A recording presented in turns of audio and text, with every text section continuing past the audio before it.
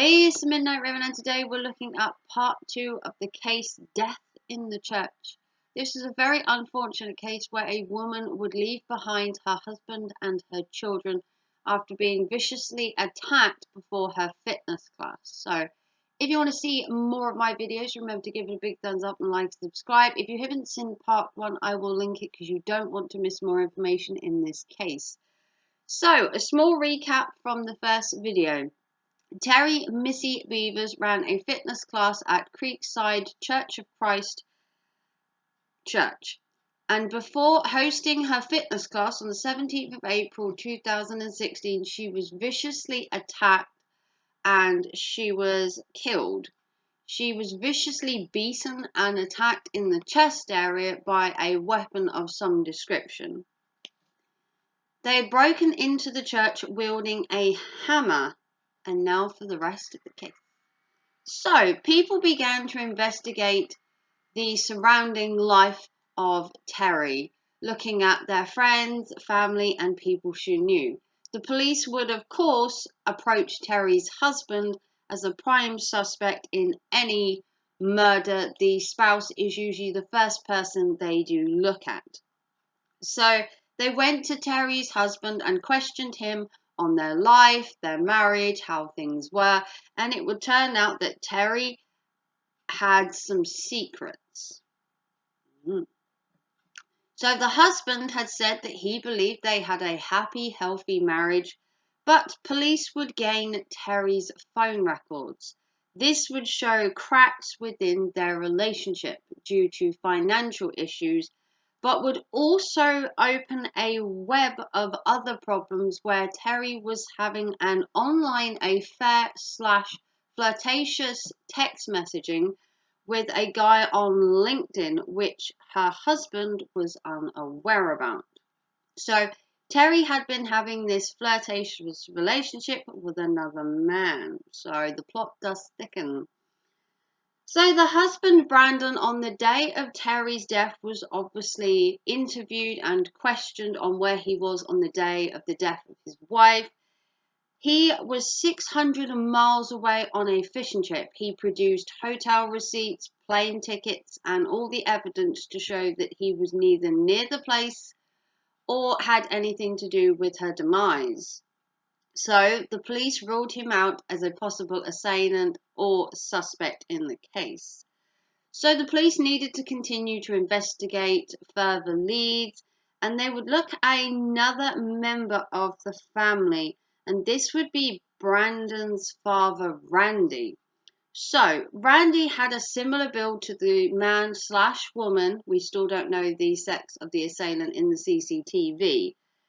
Randy also had a limp when he walked, which was also suspicious. Another suspicious thing that would flag would be a blood-stained shirt taken to a dry cleaner's. Randy told the police that the blood was from a breakup from a dog fight where he sustained blood due to the dogs fighting.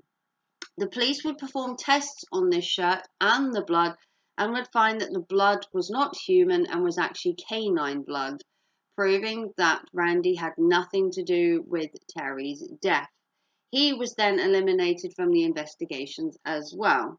So, with the police drawing a blank, it was back to the drawing board to try and find more leads. So on that morning, the sighting of a dark SUV in the church car park would lead the police to one of their own officers, a retired officer by the name of Bobby Henry, who owned a similar car to the SUV seen in the car park on the day of Terry's murder. He was a regular worshipper actually at the Creekside Christ Church and had worked as a security guard on the day of Terry's funeral. Bobby had been suspended from the police force in 1996 after an aggravated sexual assault charge was put on him. He also worked in the tactical division and admitted during his interview at the police station that he still owned a riot outfit due to his time on the force, but claimed that it didn't fit him anymore and he had not worn it since leaving the force. Police issued a warrant to search his home and would find more than they bargained for. On searching Bobby's house, they would find graphic images of indecent pictures of a child nature, and Bobby would deny any of these indecent pictures. But Bobby was arrested and charged with the indecent pictures, pending further investigation. Bobby would then go on to deny knowing Terry at all and claimed that he had an alibi for when the church murder had occurred. This was corroborated, and with Bobby being 6 foot tall, he didn't fit the bill in the height for the assailant, and the assailant, which was seen on the CCTV, then ruled him out as a possible suspect. Although, even if he did own a riot suit, the height and the limp would take him out of the picture. So, at this point, the police had gone through 3 different men, each having possible influences in the case, and then ruling each one of them out in turn. So the police had little to go on in this case after clearing the husband's father, and then clearing out this retired policeman. They had little or nothing to make a conclusion to this case. There was no motive at present for Terry's death. The conspiracy theories were that it had been a robbery gone wrong, but nothing was taken from Terry or from the church. But there was a strange message sent by an unidentified man to social media that was found on Terry's phone. Terry had shown this message to a few friends a couple of days before her death, but thought nothing of it as she didn't know the man, and maybe thought that the message was sent by accident or that it was a prank, and she just kind of shrugged it off.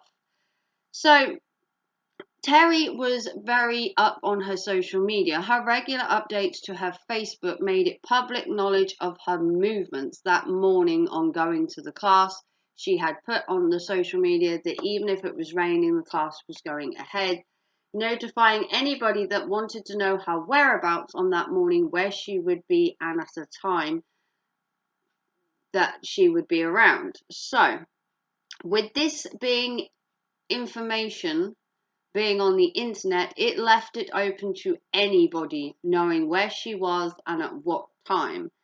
So, with the case being still open, there have been no further leads in the investigation of solving the murder of Terry Missy Beavers. The case still remains unsolved, and many unanswered questions of who killed Terry, why they killed her, and for what reason or motive still remains unknown to this day. And these questions need to be answered. Why did a young woman have to die and leave her husband and 3 children at home? There seems no motive for the brutal onslaught of this young woman, but with no more evidence, no clear CCTV, no more footage, no more evidence to suggest who the assailant is, this case today, right now, still remains unsolved. So if you enjoyed this case, let me know. What do you think? We still don't know whether the assailant was a male or female. We don't know the motive. We don't know why she was killed. What was the reason for such a brutal attack with a hammer on such a young woman? And the case still remains open and is still being investigated. Hopefully this case will be cleared up, because it is heartbreaking to think that you can just go to a fitness class one day and be brutally attacked and murdered for, at the moment, what seems to be no motive and for no reason. So if you like this case, give it a big thumbs up. I'm sorry if I made any mistakes in these cases. I do get a little nervous doing these on camera, but I want to try and do these because I think this is more of an informative way, and it makes it easier for me to reach out to you people in a more heartfelt way, because doing these cases just on the screen and writing them and you seeing the words, it's a little more gut-wrenching to hear it when it's coming from a person who has read and researched this and can feel the heartbreak for the families. So I hope you appreciate the time and effort that has gone into this. If you want to support the channel in any way, PayPal, a super chat, or just giving it a thumbs up helps the channel and the algorithm. And I will see you very soon for another riveting true crime case with Raven very, very soon. Take care and thanks for watching. Bye, guys.